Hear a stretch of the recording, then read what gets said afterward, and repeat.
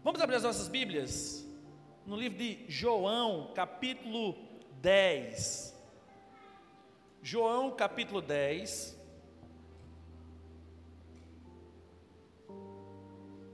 João 10, do verso 1 ao verso 10. João 10, do verso 1 ao verso 10. E assim diz a palavra do Senhor: Eu asseguro a vocês que aquele que não entra no aprisco das ovelhas pela porta, mas sobe por outro lugar, é ladrão e assaltante. Aquele que entra pela porta é o pastor das ovelhas. O porteiro abre-lhe a porta, e as ovelhas ouvem a sua voz. Ele chama as suas ovelhas pelo nome e as leva para fora. Depois de conduzir para fora todas as suas ovelhas, vai adiante delas, e estas o seguem, porque conhecem a sua voz. Mas nunca seguirão um estranho. Na verdade, fugirão dele, porque não conhecem a voz de um estranho. Jesus usou essa comparação, mas eles não compreenderam o que lhes estava falando.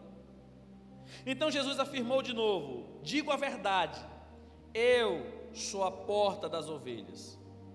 Todos que vieram antes de mim eram ladrões e assaltantes, mas as ovelhas não os ouviram. Eu sou a porta, quem entra por mim será salvo. Entrará e sairá e encontrará pastagem. O ladrão vem apenas para roubar, matar e destruir. Eu vim para que tenham vida e a tenham plenamente. Pai, nós pedimos em nome de Jesus, fale essa palavra, fale a tua palavra aos nossos corações. Não é um teatro que nós estamos aqui, nós estamos diante de um culto em que nós somos alimentados e glorificamos o teu nome por isso. Teu Santo Espírito faça isso agora. Nós oramos em nome de Jesus. Amém. Uma das expressões para o que a Bíblia aqui chama de vida plena é aquela que nós conhecemos como vida abundante. Jesus ele diz a respeito da proposta da sua vinda. Ele diz que eu vim para que vocês tenham vida e vida abundante. Na minha tradução usa a expressão vida plena. O que é uma vida abundante? Uma vida abundante é quando eu consigo viver de uma maneira saudável a minha vida emocional, física e espiritual. É quando o meu ser está completamente alinhado com aquilo que Deus tem para a minha vida. Quando Jesus ele está falando sobre isso, Jesus ele foi vigiado pelos fariseus. Os fariseus eram homens que conheciam a palavra, e eles começaram a exagerar na obediência dessa palavra. Em que sentido? Eles começaram a criar uma espécie de leis, com o intuito de fazer com que as pessoas permanecessem de alguma maneira mais obedientes à palavra. Só que eles exageraram nisso, e esse exagero levou eles a se distanciarem de Deus. Eles começaram a idolatrar a obediência, no sentido de não verem mais Deus, de não perceberem mais a essência da palavra. E aí Jesus, ele estava falando a respeito da sua proposta. E anteriormente ele está falando sobre uma cegueira espiritual que existia no meio de alguns que lhe seguia. E ele começa a dizer assim: olha, existem dois mundos. Existe um mundo diabólico, existe um mundo divino. O mundo diabólico é representado por ladrão, por assaltante. pelo diabo aqui que vem para matar, roubar e destruir as nossas vidas. E o mundo divino é representado por Jesus, que veio para nos salvar, para perdoar os nossos pecados, para reatar o nosso relacionamento com Deus. E aí uma das coisas, queridos, que todo cristão deve ter vontade, e eu tenho orado por isso, é por mais intimidade, por experimentar essa vida abundante com o Senhor. E no meu tempo devocional, Deus falou profundamente ao meu coração um ponto dessa mensagem. E preparando ela, Deus me mostrou mais 2 pontos que nós precisamos desenvolver na nossa vida, como cristãos. O tema da nossa mensagem hoje é: eu quero ter uma vida abundante. Quem quer ter uma vida abundante aqui, queridos? Amém. Nós queremos ter uma vida plena com o Senhor. Nós queremos ter uma vida de intimidade com Deus.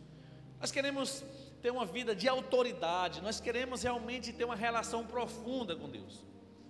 E como é que eu faço isso, pastor? Como é que eu consigo ter essa vida abundante? E essa era a pergunta que eu fazia para Deus. E Deus foi ministrando ao meu coração, e eu quero compartilhar com você o que Deus falou para mim. A primeira coisa, para eu ter uma vida abundante, aonde eu encontro a vida abundante, pastor? Eu quero essa vida. A vida abundante, querido, está por trás de um pecado que eu não quero abandonar.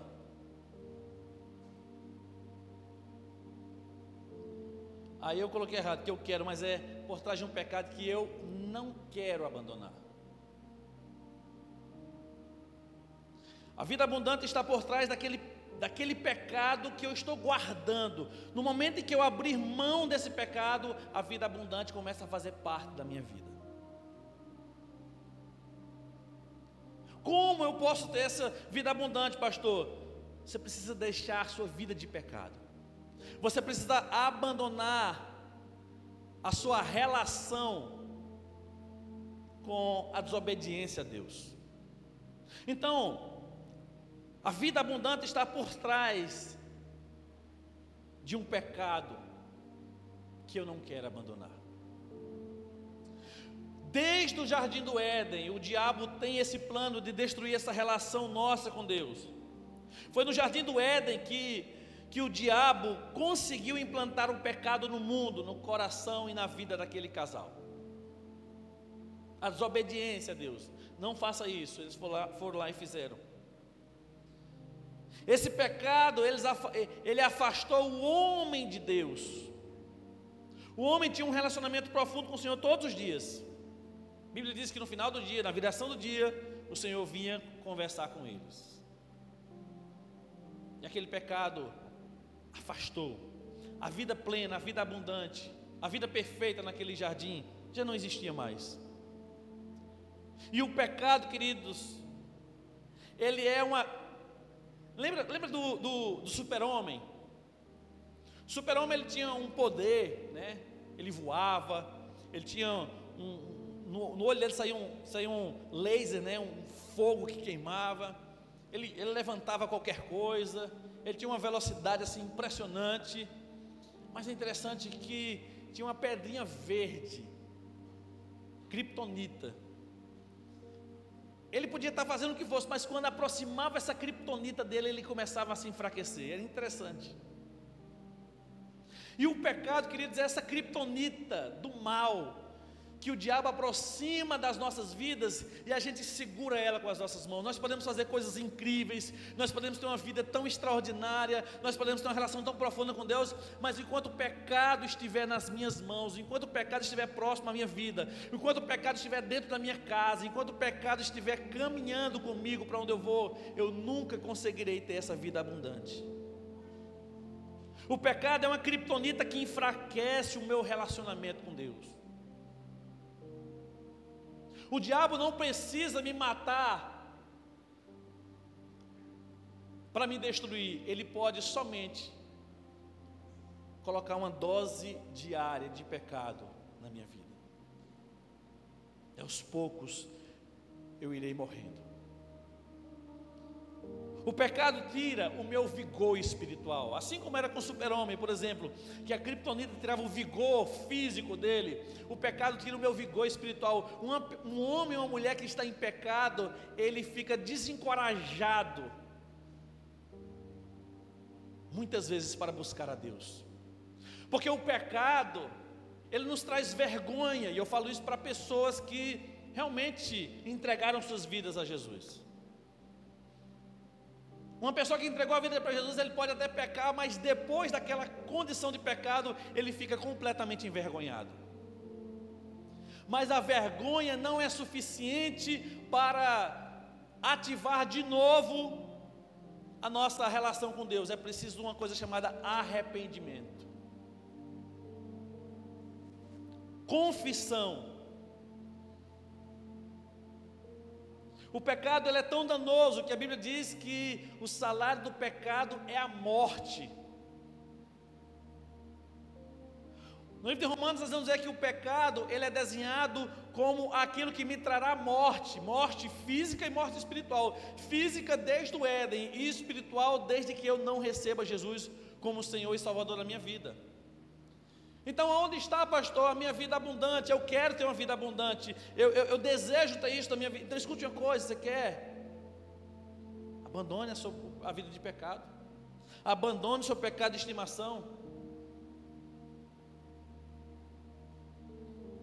O diabo sabe qual é o nosso pecado, que mais nos enfraquece.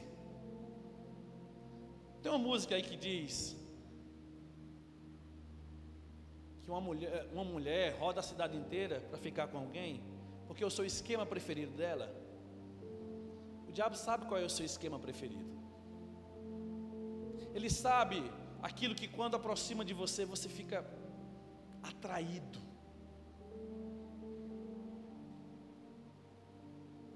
Ele sabe aquilo que você, quanto mais se aproxima, mais você se curva, mais você se enfraquece, fica fraco. Escute uma coisa, meu irmão, Deus não fez você para ficar sendo destruído pelo pecado. O pecado vai tirar o teu vigor espiritual, o pecado vai te afastar de Deus. Não há possibilidade de ter uma vida abundante flertando, paquerando com o pecado. Não há possibilidade de ter uma relação com Deus enquanto o pecado continuar fazendo morada na minha vida. Pastor, então se eu não peca, eu peco, mas aquilo tem que ser um acidente, não pode ser uma coisa em que eu constantemente estou promovendo isso. A vida abundante está por trás do adultério que eu não quero deixar, está por trás da mentira que eu não quero tirar dos meus lábios, está por trás da fofoca que eu não quero que saia da minha boca. A vida abundante está por trás dos pensamentos diabólicos que eu não quero tirar da minha cabeça. O pecado está por trás, a vida abundante está por trás da prostituição. A vida abundante está por trás da pornografia. A vida abundante está por trás, queridos, de tantas coisas que nos afastam de Deus. A vida abundante está por trás de tudo aquilo que me impede de ser mais inteiro com Deus. A vida abundante está por trás daquilo que eu deveria abrir mão para estar mais com o Senhor. Eu quero ter uma vida abundante, eu sei que você também quer. A vida abundante está por trás do pecado que você não quer abandonar. Abandone, e você começará a experimentar essa vida abundante de Deus. Deixe o Espírito Santo de Deus mudar a sua vida. Mudar dói, obedecer ao Senhor muitas vezes dói. Abrir mão, abrir mão do meu ego, abrir mão da minha prepotência muitas vezes, abrir mão da minha sede desesperada pelo pecado. Não, você não deve ser mais assim, meu irmão, minha irmã. Se você já entregou sua vida a Jesus, você tem que abandonar isso. Abandone comportamentos que te desqualificam como homem, como mulher de Deus. Esses dias eu sentei com o Vitor e com o João, né? E eu fiz aquela pergunta difícil. Eu falei assim: Vitor, se você pudesse mudar uma coisa na vida de papai, assim, e João, o que você mudaria na minha vida? Perguntei para os dois, né? E aí eles pensaram e não disseram nada. Não mudaria nada. Eu sei que eu preciso mudar alguma coisa. Eu fiquei feliz com aquilo, mas não acomodado com aquilo. Eu sei que eu preciso melhorar em algumas coisas, mas eu queria ver se eles estavam percebendo isso. Você sabe o que você precisa melhorar na sua relação com Deus? Você sabe qual é o pecado que você precisa deixar? Você sabe qual é a atitude que Deus espera de você? Porque não tomar uma atitude em relação a buscar uma intimidade com Deus também é pecado. Não ler a Bíblia é pecado. Errais não conhecendo as Escrituras nem o poder de Deus. Não ter tempo de qualidade em oração é pecado. Então, se eu quero ter uma vida abundante, ela vai estar do outro lado do pecado que eu não quero abandonar, mas que para tê-lo eu vou abandonar em nome de Jesus. Amém? Segundo lugar, queridos, a vida abundante continua, porque a vida abundante não é só receber Jesus como Senhor e Salvador. Receber Jesus como Senhor e Salvador, abandonar uma vida de pecado é uma parte para que eu possa experimentar essa vida abundante, para que se inicie essa plenitude de Deus em mim. Qual é a segunda coisa? A vida abundante está por trás de um relacionamento constante que eu não quero desenvolver. Vou repetir. A vida abundante, a vida plena, está por trás de um relacionamento constante que eu não quero desenvolver. Você vai dizer assim: pastor, eu nunca disse isso. Eu nunca disse que eu não quero desenvolver um relacionamento abundante, um relacionamento profundo e abundante com o Senhor. Eu nunca falei isso. Nunca saiu dos meus lábios isso, é verdade. Porque se você falar uma coisa dessa, talvez você nunca teve Jesus como Senhor e Salvador da sua vida. Talvez você nunca teve, ou nunca entregou de verdade a sua vida ao Senhor, nunca se arrependeu dos seus pecados. E um próximo passo, depois que a gente entrega a nossa vida a Jesus, é assim: eu quero conhecer mais de Jesus, eu quero viver mais para Jesus, eu quero obedecer mais a Jesus, eu quero ter mais intimidade com Ele, eu quero ter experiências com Ele. Não é assim que a gente quer? É assim que eu quero. E eu acredito que é assim também que você deve arder no seu coração. Mas por que eu não consigo essa vida abundante, pastor? Porque o meu relacionamento com o Senhor é sempre quebrado. E aqui, queridos, foi onde Deus tocou no meu coração. Orando, dizendo: Senhor, eu quero mais, eu quero. E aí Deus me fez acordar com essa frase: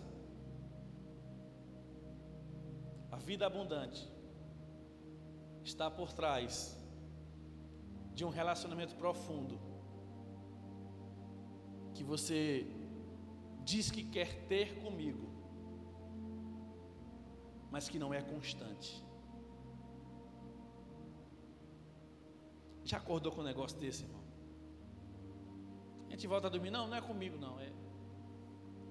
Aí Deus fala de novo, e Deus fala de novo.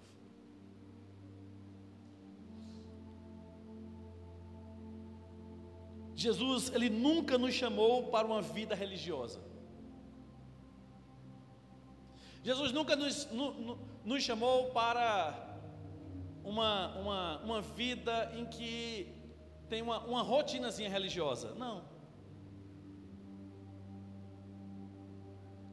Os fariseus, povo hebreu, o povo de Israel, eles trocaram o relacionamento que eles tinham com Deus por uma vida religiosa.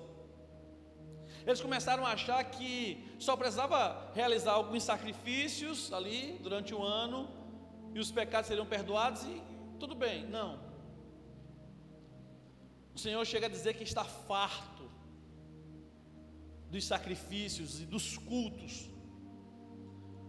Por quê, pastor? Porque era só religiosidade. A religião não me ajuda, a religião me contamina.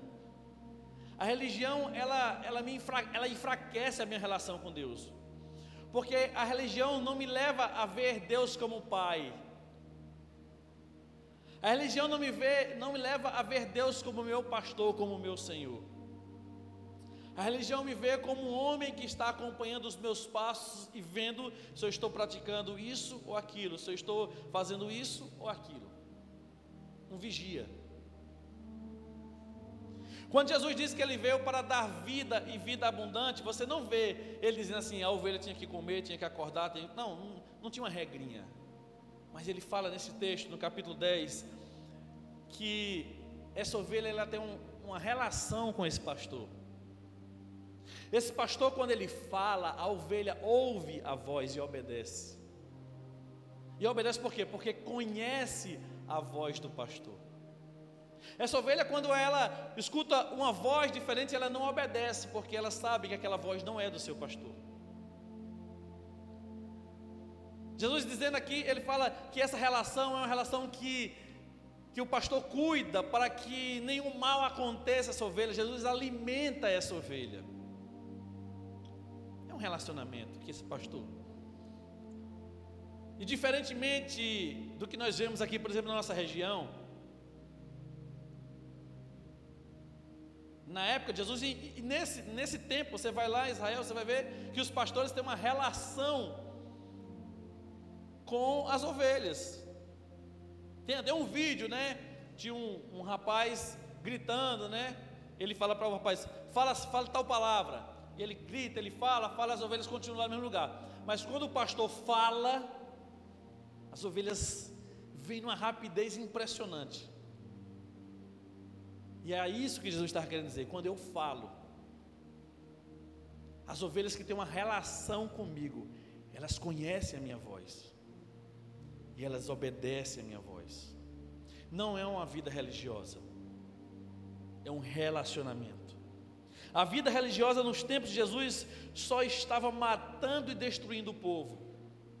Jesus chega e encontra o povo cansado, sobrecarregado, de leis em que nem os fariseus conseguiam obedecer. Jesus chama esses homens de sepulcros caiados, homens que aparentemente demonstravam ser tão bonitos por fora, mas por dentro estavam completamente podres. Caiado é porque é aquela ideia do sepulcro, é pintadinho, bonitinho por fora, mas dentro tem o quê? Tem um cadáver, tem uma carne que apodreceu. Jesus encontra essas pessoas cansadas, pessoas que talvez não acreditassem mais que Deus existia, não acreditassem mais que havia possibilidade de Deus amar mais as pessoas. E aí Jesus faz um convite. O convite que Jesus fez para eles, os que estavam cansados e sobrecarregados, era que fossem até Ele e desenvolvessem um relacionamento com Ele. Vinde a mim, todos vós que estão cansados e sobrecarregados, e eu vos aliviarei. Tomai sobre vós o meu jugo e aprendei de mim, porque sou manso e humilde de coração, e acharei descanso para as vossas almas, porque o meu jugo é suave e o meu fardo é leve. O convite que Jesus faz para aquele povo não é para que eles tivessem uma vida religiosa abundante, é que eles tivessem uma vida abundante. E tem muita gente que é abundante nas questões religiosas, mas é pouco abundante ou nada abundante no seu relacionamento com Deus. A gente consegue perceber o relacionamento de alguém com Deus, especialmente como ele trata o próximo, como ele se relaciona com o outro, e especialmente quando ele se relaciona com alguém difícil. Jesus, ele olha para essas pessoas e ele apresenta para eles essas pessoas uma vida abundante. Desde o jardim do Éden, Deus busca um relacionamento com o homem. Deus criou o homem, viu que não era bom que o homem estivesse só, criou a mulher, e agora se relacionava, conversava todos os dias com ele. Falava: olha, não toca naquela árvore, não come daquele fruto. Aliás, não come daquele fruto. Mas Adão e Eva preferiram dar ouvidos à serpente, e isso quebrou esse relacionamento que ativava na vida deles essa vida abundante. Foi justamente o pecado que destruiu esse relacionamento. O pecado destrói o teu relacionamento com os teus familiares, com a tua igreja, especialmente com Deus. Uma pessoa que não está avaliando a sua vida espiritual, está pecando, está achando que é normal chamar um palavrão, é normal de repente ter uma conversinha indevida pelas redes sociais. Nossa, é normal contar uma fofoquinha aqui, é normal desonrar alguém ali, é normal contar uma mentira, é normal pegar uma coisa que não é minha, é normal enganar outras pessoas. A gente vai colocando essas coisas como algo normal. Não é normal, queridos. O que Deus espera de nós é que possamos andar na luz. E quando a gente anda na luz, queridos, a vida abundante nos encontra. E onde está a vida abundante, pastor? Está por trás de um relacionamento constante que eu não quero desenvolver. Quantas vezes você acha que você deveria buscar o Senhor por dia? Não foque na quantidade, porque senão você vai se tornar um religioso. Foque especialmente na qualidade. Nem sempre quantidade vai gerar qualidade, mas a qualidade vai despertar você a ter mais quantidade. A vida abundante está por trás de uma vida íntima e constante que você, com as suas atitudes, que eu, com as minhas atitudes, não estou querendo desenvolver. Eu até falo, mas eu não pratico. Eu até falo, mas eu não me esforço. Essa não é a vontade de Deus para a minha vida. Se Jesus falou que, e a Bíblia ela é cheia desses exemplos. A relação de Jesus com a igreja é um casamento. É o noivo que vem buscar a sua noiva. Mas enquanto o noivo não chegou para pegar a sua noiva está se preparando para receber o noivo. Enquanto ela está se preparando, essa preparação é um sinal desse relacionamento, desse compromisso que ela tem com o noivo. A Bíblia diz que a relação de Deus com os seus é um relacionamento de pai com o filho. Mesmo o filho problemático, na história do filho pródigo, ele gasta tudo com prostitutas, com bebidas, com tudo que não presta, mas o pai está pronto para perdoar o coração arrependido e receber o filho de volta. A relação bíblica é de um pastor que cuida das ovelhas, como Davi cuidou das suas. E a Bíblia diz que Davi matou um urso e um leão para defender a ovelha, que não era nem sua, era dos seus pais. Já parou para pensar quantas vezes Deus já neutralizou as forças malignas que vieram contra a sua vida? Imagina Davi, jovem, um leão, um urso, querendo abocanhar as ovelhas que pertenciam ao seu pai. Davi corajosamente vai e mata. Por quê? Porque ele tinha uma responsabilidade e uma relação com aquela ovelhinha ali.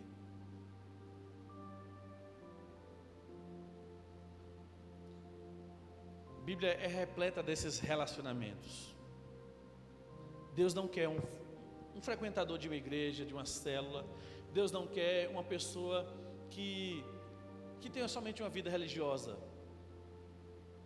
Ele perdoa, ele me salva, ele salva, mas Deus quer um relacionamento com você, meu irmão. Ele quer ouvir o seu bom dia. Ele quer ouvir as suas angústias diárias, mas Ele também quer ouvir as suas vitórias. Não tem aquela pessoa que quando a gente conquista algo, a gente sempre, eu vou falar logo para fulano. Deus quer não ser igual a fulano, Deus quer mais do que isso. A Bíblia diz, né, que Ele tem ciúme de nós. Não é que Ele fica lá chateado, é que Ele está dizendo assim, olha, eu quero tanto estar com você. Em terceiro lugar, queridos, a vida abundante está por trás de um compromisso ministerial que eu não quero assumir. Primeiro, eu entrego a minha vida a Jesus e abandono o pecado. Segundo, eu busco um relacionamento diário com Ele, constante com Ele, para que a vida abundante faça parte, a vida plena faça parte da minha vida. Em terceiro lugar, eu me comprometo com o corpo de Cristo. A vida abundante está por trás de um compromisso ministerial que eu não quero assumir. Ah, pastor, eu não quero. Não vai ter vida abundante. Você vai ter até a sensação, né? Você vai ter até uma parte dessa vida, mas não vai ter essa plenitude dessa vida, de um compromisso que eu e você não queremos assumir. Servir a Deus, queridos, é um sinal de que eu estou amadurecendo. É tanto que a Bíblia diz que nós não devemos impor as mãos por neófitos, ou seja, por pessoas que estão iniciando a fé, porque uma pessoa que está iniciando a fé, ela pode servir, mas não em funções que vão demandar dela experiência com Deus.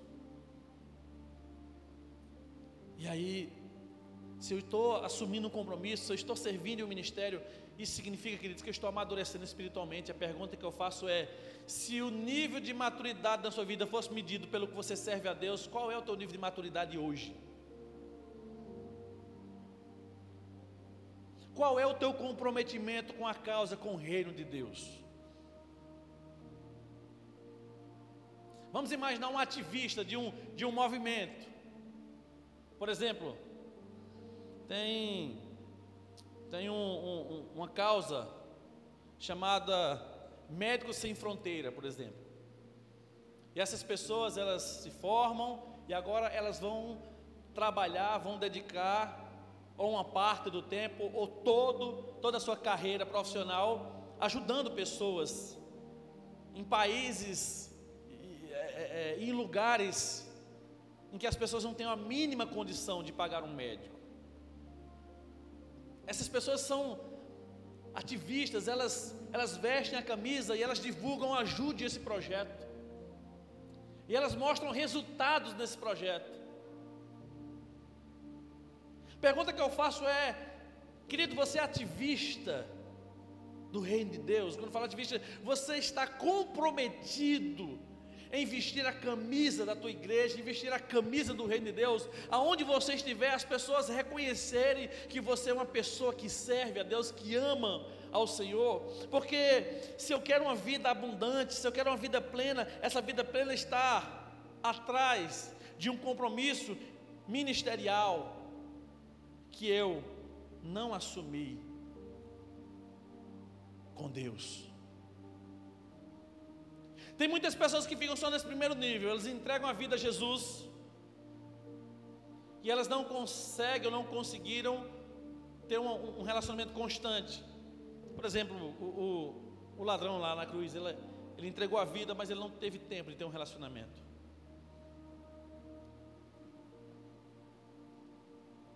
Existe um outro nível, que é aquelas pessoas que entregaram a vida, que tem um relacionamento constante, mas querem ficar só naquela, né? Ah, eu quero mais, Senhor. Oh, Senhor, que coisa boa. Mas não faz nada. Uma vida não é transformada através da vida dessa pessoa. Não ganha uma alma para Cristo. Não usa um dom para edificar o corpo de Cristo. É um desconhecido, vamos usar essa expressão, né, minha, nos registros celestiais. Sua carteira está em branco. Não tem aquelas reportagens que encontram os funcionários fantasmas, né? Fulano, tem o nome dela aqui, mas não trabalha aqui não. Será que eu e você somos os servos fantasmas? Que nós temos o nome de servo, mas nós não estamos comprometidos com nada que seja relevante. Queridos, eu conheço gente que se formou e até hoje, depois de muitos e muitos anos, não trabalham. Por quê? Porque estão esperando o emprego ideal. Aí vive na casa dos pais, sendo sustentado pelos pais. E os pais, infelizmente, deveriam ter botado já para correr, ficam ali mantendo. Bichão engordando ali. E lá, sentado.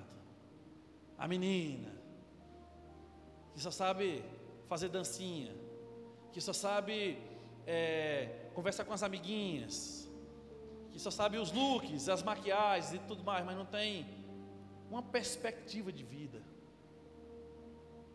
não tem uma perspectiva ministerial. Essa não é a vontade de Deus, nem para mim, nem para a sua vida, meu querido. A vida abundante está por trás de um compromisso ministerial que eu não quero assumir, mas se eu quero a vida abundante, eu preciso assumir um compromisso. O processo de formação de Jesus é claro quando ele prepara os seus discípulos para dar continuidade ao seu ministério. Jesus não chamou Pedro e os outros discípulos ali naquele barco para dizer para eles: olha como eu sou poderoso. Não, Jesus chamou eles para que eles pudessem se comprometer com o reino de Deus. Jesus fala: venham, que eu vou fazer agora de vocês pescadores de homens. Pedro e os outros vão e começam esse processo de formação. Meu irmão, minha irmã,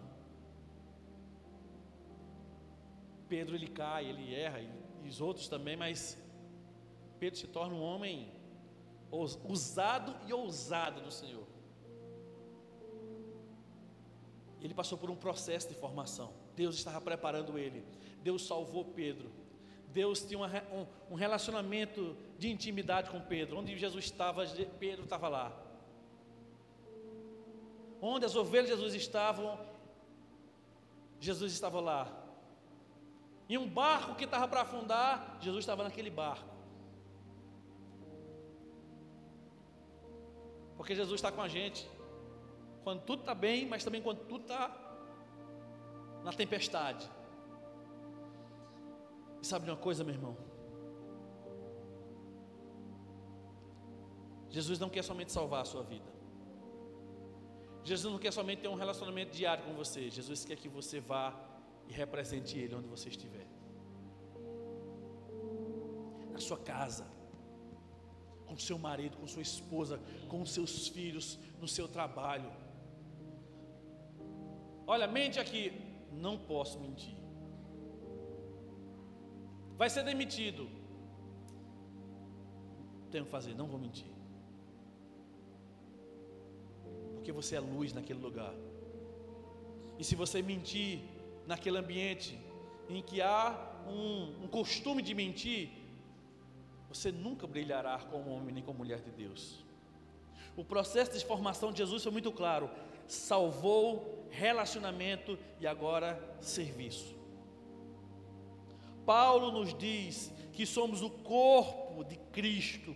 Esse corpo se movimenta através dos seus membros. Essa igreja, não somente essa estrutura, mas essa igreja como povo, queridos, ela se movimenta, ela avança. não somente através de um pastor ou de um grupo de irmãos. Essa igreja, ela avança como pastor, através dos seus membros, através dos homens e mulheres que Deus colocou nesse lugar, através da minha vida e da sua vida. Ei, queridos, há 26 anos atrás, Deus estava me plantando nessa igreja. Eu não imaginava que um dia eu estaria servindo a Ele numa plataforma como essa. Eu não imaginava que eu estaria servindo a Ele como um pastor. Meu irmão, eu não imaginava mesmo, porque eu não tinha qualificação para isso. Eu não tinha testemunho para isso. Mas Deus foi transformando. Eu comecei a perceber que a salvação que Ele me deu não foi somente uma salvação para que eu pudesse morar com Ele na eternidade. Isso é parte desse processo de investimento de Deus na minha vida e na sua vida.